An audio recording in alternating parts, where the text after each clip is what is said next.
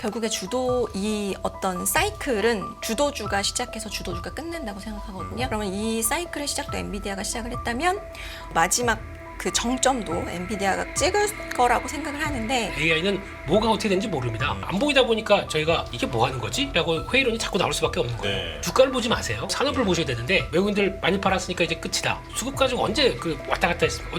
외국인들이 수급 가지고 SK하이닉스의 바닥을 만들었나요? 아니거든요. 제가 보기에는 안 끝났습니다. 시장에 그동안 1년 반 동안 주도주로 활약을 해줬던 AI 반도체 섹터의 조정이 시장 전체를 조금은 영향을 주는 것 같고, 그리고 이제 다음 주가 사실은 굉장히 좀 두려운 주입니다.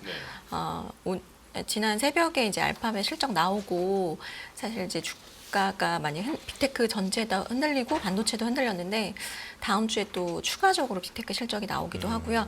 다음 주는 이제 중요한 FOMC도 있고, 그다음에 BOJ도 있습니다. 네네. 31일 날 BOJ가 이제 있고 9시간 후에 FOMC가 있거든요. BOJ가 먼저예요? 네. 네. 근데 이제 지금은 이제 엔저가 굉장히 좀 극심했었는데 지금 152엔까지 좀 강세를 보여주고 있거든요. 근데 제가 볼 때는 뭐 반도체도 물론 저는 시장 하락 요인에 굉장히 큰 영향을 미쳤지만 다음 주에 있을 그 변동성을 좀 회피하고 싶었던 것 같아요. 그러면서 그 부분이 제일 지금 아직까지는 아니지만 NK리 청산 이런 얘기까지 좀 우려가 나오면서 빠진 것 같고, 반도체가 왜 도대체 빠지는지에 대해서 이유는 알고 그러니까요. 그랬으면 좋겠다라고 생각을 하실 텐데, 아마 오늘 캐펙스 투자라는 얘기를 아마 한 10,000번 정도는 들으셨을 거예요. 네, 도대체 캐펙스가 뭔데 그렇게 문제냐. 네. 근데 제가 볼 때는 일단 쉽게 그냥 설명을 드리면, 저희 집에도 이 돈 먹는 하마가 하나 있어요. 저희 딸인데 저희 딸이 어쨌든 앞으로 이제 성장을 해서 얘가 돈을 벌어오고 어쨌든 사랑구실을 할 거라고 생각을 해서 저희가 이제 투자를 하는 거잖아요. 그렇죠. 네. 근데 반대로 저희 딸 입장에서 생각을 해보면 제일 두려운 게 뭐냐면 엄마가 용돈을 줄이는 거거든요. 왜냐면은 마라탕도 사 먹어야 되고 어쨌든 탕후루도 가끔. 그렇죠. 네. 탕후루도 사 먹어야 되고 하는데, 어쨌든 제일 그 아이 입장에 두려운 거는 나는 이제 나이를 먹어가면서 돈 쓸 일을 많은데 엄마가 용돈을 줄이면 어떡하지? 그게 제일 걱정이거든요. 그러니까 이제 빅테크 입장에서는 돈을 이제 계속 써야 되는 상황이고, 이제 투자자들은 저 돈을 언제까지 쓸 거냐, 이거 이제 걱정한다라는 얘기들 많이 하실 텐데, 사실은 이제 알파벳의 이제 컨콜이 끝나고 나서 그 다음에 이제 오늘 우리나라 SK 하이닉스의 실적마저도 사실 이제 시장에서는 사실 7조? 까지도 이제 기대를 했던 그러니까요. 상황이기 네. 때문에 오자 딱 보는 순간 이제 외국인들이 매도를 했거든요.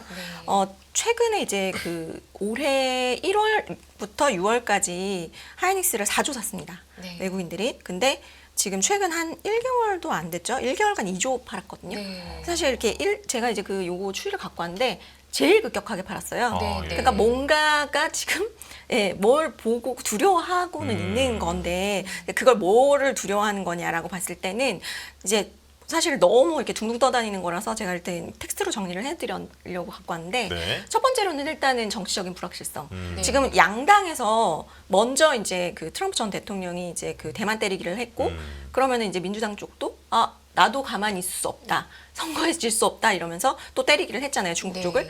그러면서 이제 섹터 로테이션 나오면서 일단 반도체가 하락하기 시작했는데, 근데 그러면 센티적인 것만, 정책적인 것만 문제냐? 차라리 그 실적이라든지 가이던스가 되게 잘 나와버렸으면은 오히려 그냥, 기회다라고 샀을 텐데, ASML이나 디스코가 사실은 가이던스 미스를 좀 줬어요.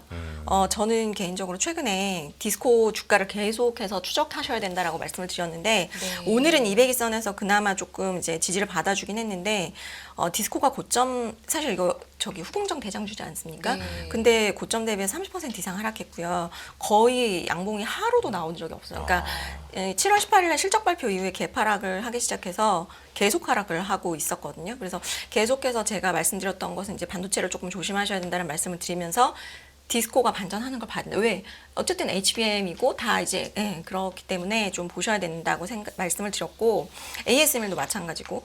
근데 이제 실적을 잘 발표한 TSMC가 네. 더할 나위 없는 실적을 발표했는데 네. 계속 빠졌어요. 그러니까요. 예, 그러니까 결국에는 그래 알겠는데 뭔가가 더 필요하다라는 거였던 것 같고, 근데 이제 알파벳에서 이제 여기서 문제가 됐던 것은 이제 그 CEO의 코멘트에서 시장은 이제 뉴스화된 것들은 우리가 과소 투자보다 그러니까 과소 투자가 과잉 투자보다 위험하다. 그것에 집중을 했는데 네. 실은 알파벳이 이 캐펙스 투자에 대해서 2분기에 132억 달러를 이제 투자를 했는데 3분기에 가이던스를 120달러로 제시를 했어요. 120억 달러로. 아까 말씀드렸지만 저희 딸이 제일 두려워하는 게 용돈 줄이는 거거든요. 네. 네. 그렇기 때문에 지금 제가 저번에 나왔을 때 빅테크 실적에서 가장 중요한 포인트는 캐펙스를 줄이느냐 늘리느냐다. 근데 알파벳이 일단 물론 3분기에 이거보다 더 투자할 수 있다라는 그 가정은 깔았지만 그럼에도 불구하고 숫자가 줄었다. 여기에 저는 개인적으로 조금 예, 뭔가를 두려워했는데 그게 좀 나왔고 결국에 그러면은 다음 주 빅테크 실적에서 결국에는 마이크로소프트가 해결을 해줘야 될 것 같아요. AI 투자에 대해서 우린 더 늘릴 거다라는 걸 보여주던지 아니면 우리 AI로 돈 벌고 있다를 보여주던지. 그리고 저는 개인적으로 이제 마지막 말씀을 드리면 결국에 이 어떤 사이클은 주도주가 시작해서 주도주가 끝낸다고 생각하거든요. 그러면 이 사이클의 시작도 엔비디아가 시작을 했다면 마지막 그 정점도 엔비디아가 찍을 거라고 생각을 하는데 그러면은 이제 엔비디아가 어떤 거를 봐야 되느냐 관점을 그러면 저는 개인적으로는 이제 8월 말에 이제 있어서 좀 늦긴 한데 결국에는 과거 엔비디아의 주가의 변곡점은 항상 이 QOQ 증가율 이 꺾였을 때거든요. 마이너스 났을 때. 그거 말고는 그렇게 추세적으로 완전히 그 사이클을 종료시킨 적은 없었어요. 그렇기 때문에 아까도 말씀드렸지만 다음 주에 이제 마이크로소프트의 그 실적에서의 컨콜에서의 이야기, 그 다음에 이제 8월에 결국에는 이 사이클을 종료시킬 거냐에 대해서는 엔비디아가 결정할 것 같아요. 제가 지금 최근 한 일주일 동안 시장에 대해서 갖고 있던 고민을 유영호 과장님께서 지금 몇 분 만에 싹 정리해 주셨어요. 그러니까요. 그런가요? 네. 다행입니다. 제가 여기저기 조각조각 하던 생각들을 지금 너무 잘 정리를 해주셨고 어쨌거나 이번 사이클의 시작도 엔비디아였고 결국 우리는 AI 반도체를 바라보면서 왔는데 구글의 캐펙스 투자 여전히 과거 대비 굉장히 높아요. 더 할 수도 있어요. 하지만 전 분기 대비 꺾인다면 이미 달려온 주가가 있기 때문에 시장은 당분간 좀 실망할 가능성이 있다.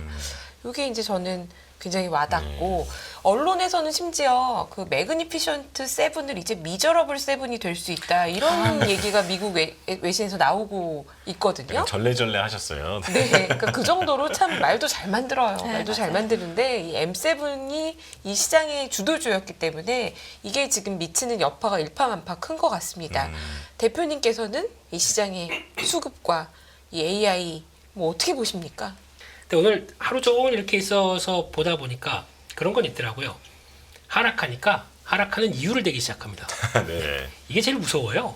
그리고 또 그러다가 이제 갑자기 뭐 뷰 바꿔가지고 그다음부터 내가 그렇지 않았느냐. 예. 언제요? 그전에 좋게 뭐 이렇게 그 전에 살아더니.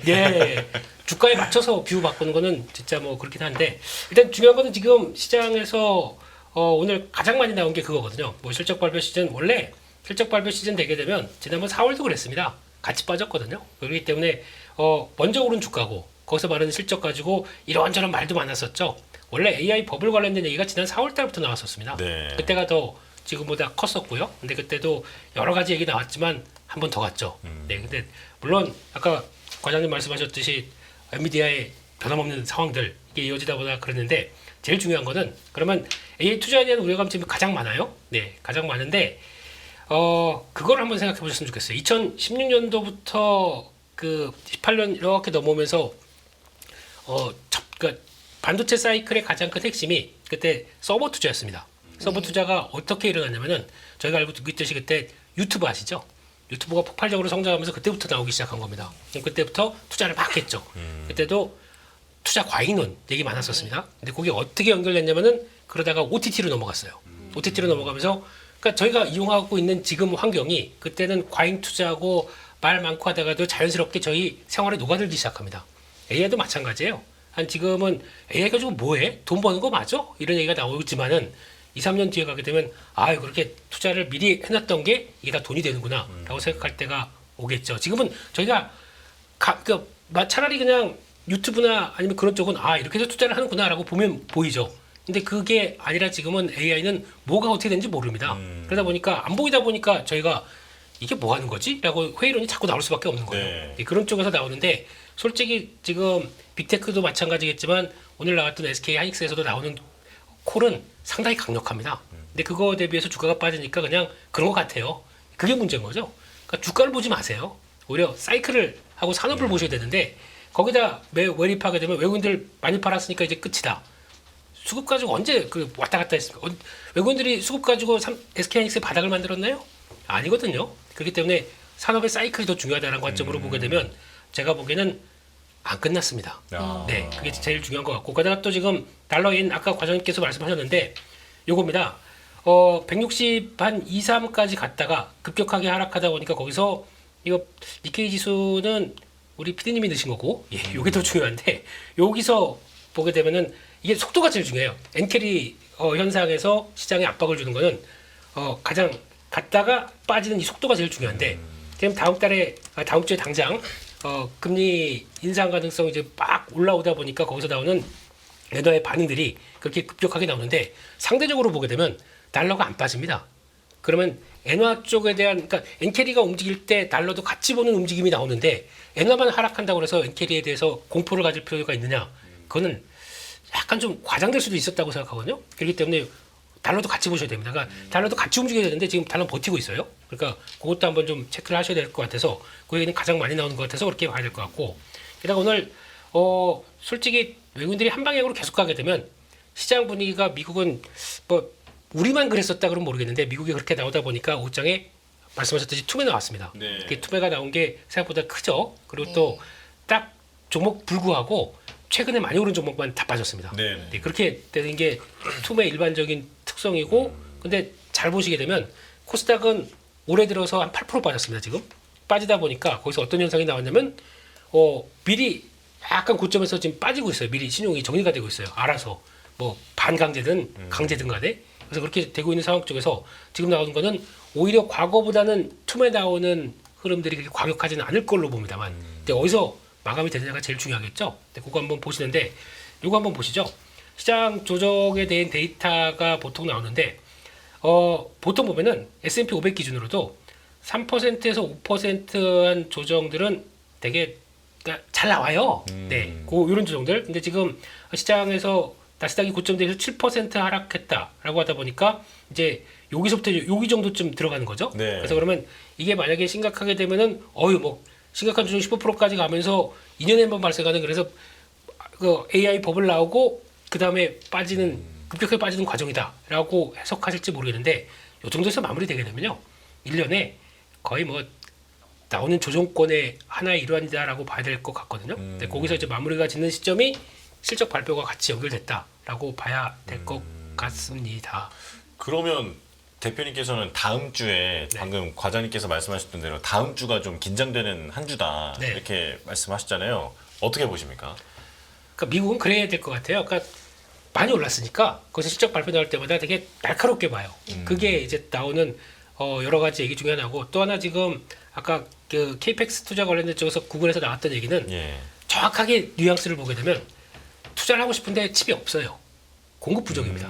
그래서 투자가 안 되는 것도 얘기도 나와 있습니다. 근데 그게 아니라 그냥 금액이 준다라는 거에 대해서 시장에서 그냥 숫자만 보고 그냥 그렇게 막 정리가 되는 모습들이거든요. 근데 그게 아마 제가 보기에는 오히려 예상했던 것보다 항상 늘더라고요. 그렇기 때문에 그거는 주가가 이렇게 될 때마다 항상 나오는 단골 메뉴가 아닌가 생각 들어서 그거는 일단 나중에 한번 체크를 더 해야 될 것 같고요. 그런 쪽에서 그냥 반도체 얘기까지는 쭉 다 할 거예요. 예. 빨리 하고 쉴게요. 예. 네. 그래서 오늘 컨퍼런스 콜 나온 얘기는 뭐 그냥 다 아시는 얘기라고 하고 넘어가고 뭐 이건 들어보시면 다 알 것 같은데 근데 뭐 지금 하이닉스 컨콜 자체는 되게 강했습니다. 뉘앙스가요. 톤이 되게 강했었고 거기다가 이런 거 있죠.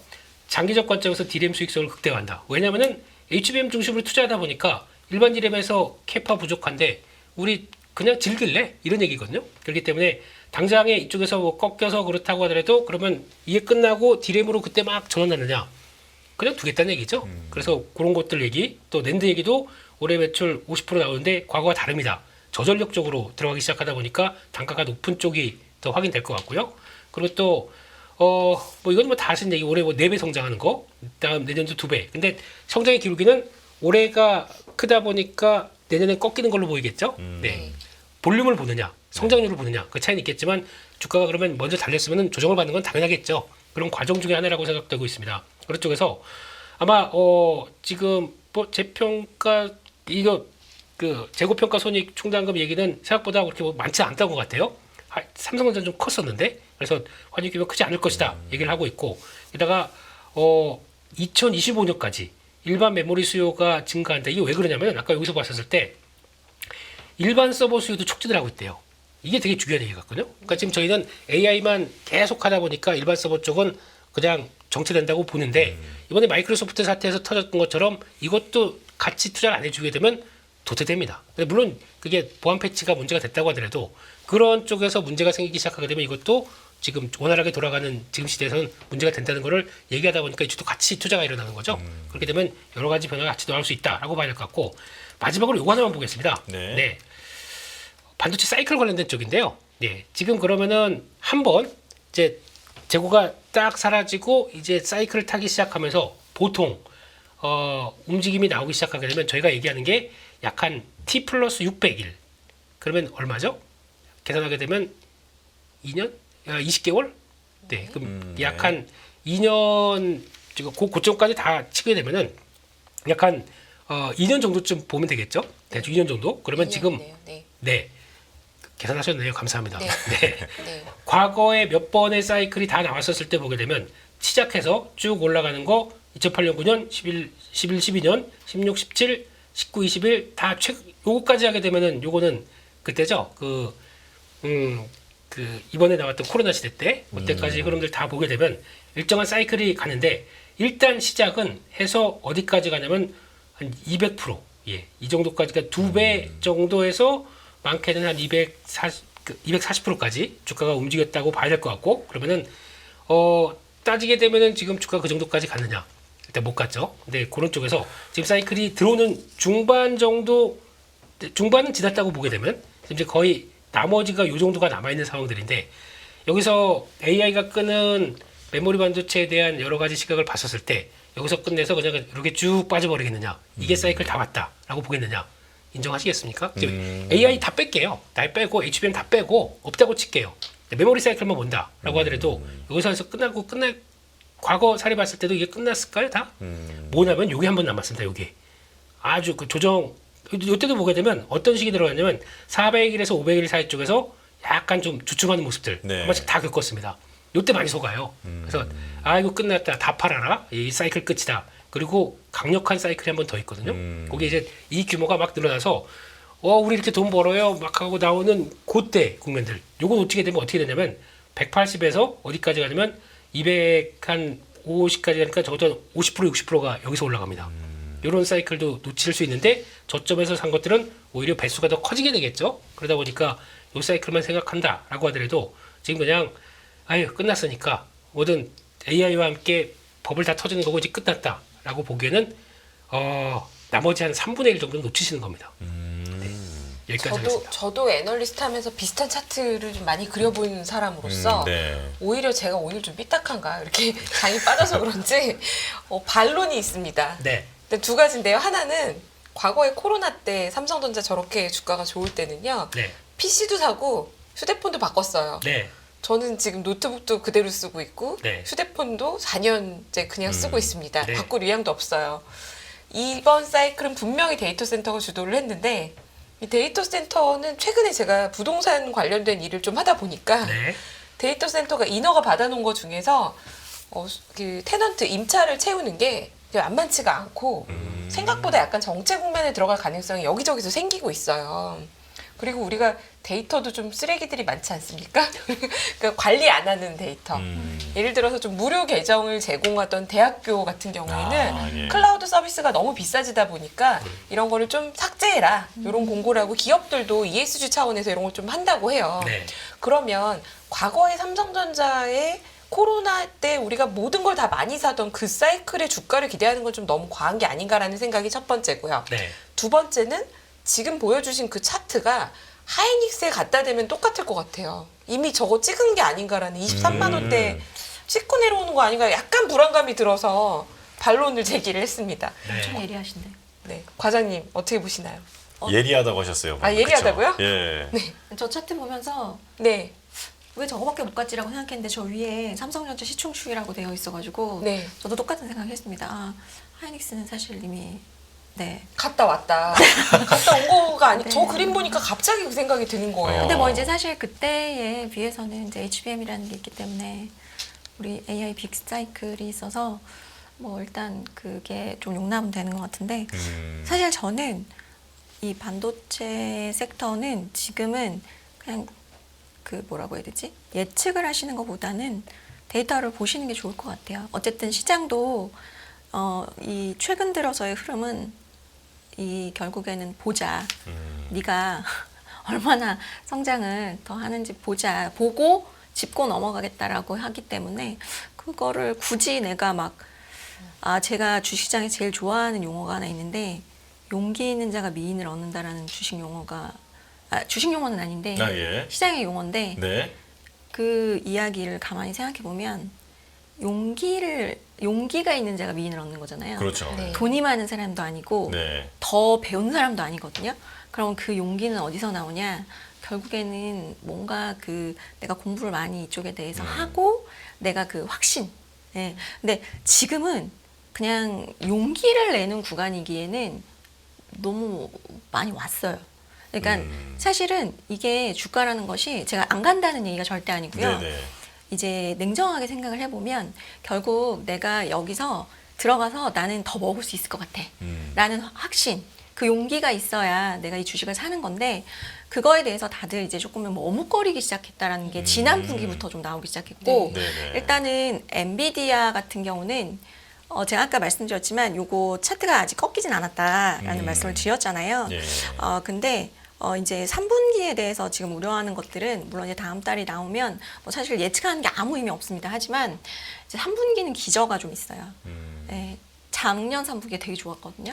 그래서 그 부분에 대해서 일단 우려를 하고 있고, 근데 다만 기저가 있기 때문에 이미 사실 그걸 다 알고 있고 주가도 지금 사실은 조금 그걸 반영을 하고 있기도 하고 어쨌든 주가 아까도 말씀드렸지만 결국에는 이 사이클을 종료하느냐 마느냐는 QOQR로 꺾이느냐 마느냐이기 때문에 근데 이제 그 미국 주식 같은 경우 특히나 이제 그 반도체 미국의 반도체 주가는 이렇게 사이클 그릴 때 QOQ로 이 중간을 꺾이면 그냥 사실은 예, 그러니까 그게 관점이에요, 이들의.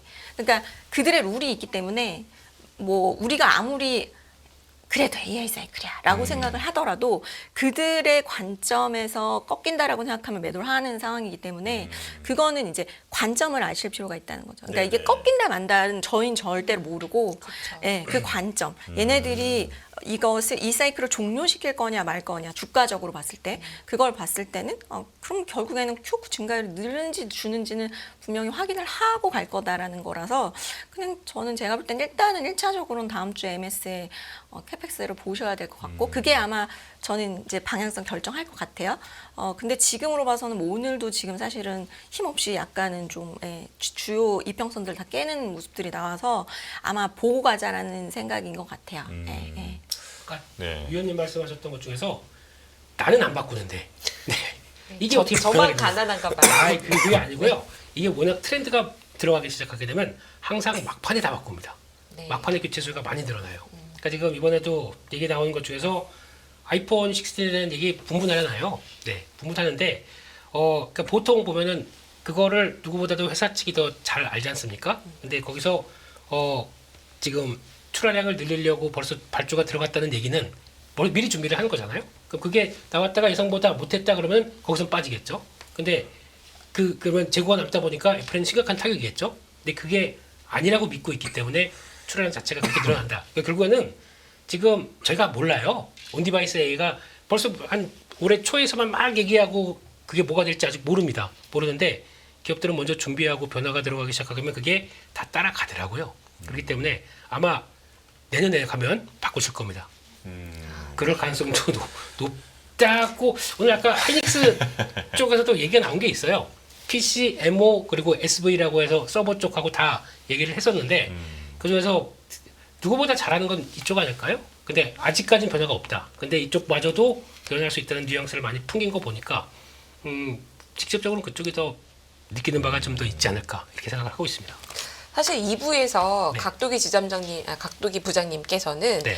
SK 하이닉스 덜 올랐는데 너무 많이 맞았다, 심하다. 그래서 말씀하신 거랑 비슷한 어조로 말씀하셨고 지금 김민수 대표님께서도 말씀하신 게 주가를 보지 말고 산업의 사이클을 봐라라고 말씀하셔서 사실 HBM이나 AI에 대한 투자가 장기 트렌드라면 분명히 뭐 또 지금이 좋은 매수에 들어가야 되는 구간일 수도 있어요.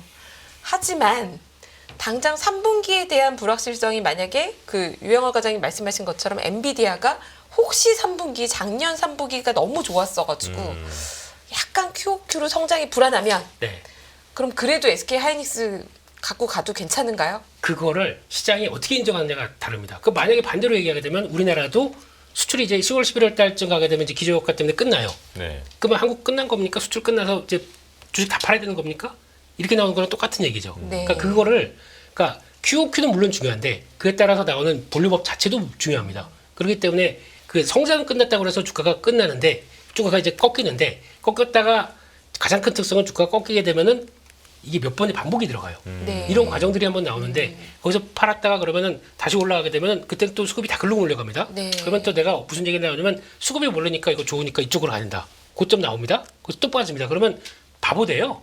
쫓아갔다가 또 빠지면 손절하고 또 들어간 것 같아서 쫓아갔다가 손절하고 이거 과정보다는 차라리 길게 보고 고점에서 얼만큼 확인되는지 그 과정 보고 대응하는 게 제일 좋고요. 그러니까 제일 안타까운 게 그거예요. 이번에 처음에 AI 얘기 나왔을 때부터 제가 여기 계셨던 그 각도기 점장하고는 거의 싸웠거든요. 거성하면서. 네. 네.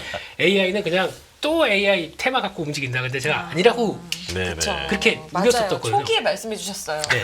김민수 대표님께서. 네. 아니 그 왜 그런 얘기를 드리냐면 네. 그러니까 이게 하나의 그러니까 뭐 어떤 트렌드로 뭐 2, 3년짜리 가고 그냥 끝나는 게 아니기 때문에 이런 얘기를 더 드리는 거예요. 그래서 그게 만약에 아까 말씀드렸듯이 온디바이스가 확보가 돼서 그게 또 하나의 흐름을 이어간다 그러면 메모리 반도체 사이클이 확장됩니다. 저희가 알고 있는 24개월 뭐 이 정도쯤에서 확장되기 시작하게 되면 이때는 다 놓쳐요. 그러면 그때 그 딱 보면 거기가 이제 아유 그때 살 자리네 이렇게 나올 반대로 되는 경향들이 나오거든요. 그러니까 그런 거를 좀 염두를 하시면서 물론 과장님 말씀하신 것처럼 중간중간에 나오는 데이터 가지고 어떻게 보면 3개월짜리 이런 것들은 다 주가를 연결시키기 때문에 중요합니다. 근데 저희가 그런 투자가 아니라 산업과 함께 같이 본다라고 하게 되면 그게 기회인지 아니면 팔고 그냥 떠날 상황인지 그거는 판단을 그때그때 잘 하셨으면 좋겠습니다. 이게 수급에서 나오는 게 아니에요. 네. 안녕하세요. 이승입니다. 더 많은 영상을 보고 싶으신 분들은 화면 오른쪽에 있는 구독 버튼을 눌러주시기 바랍니다.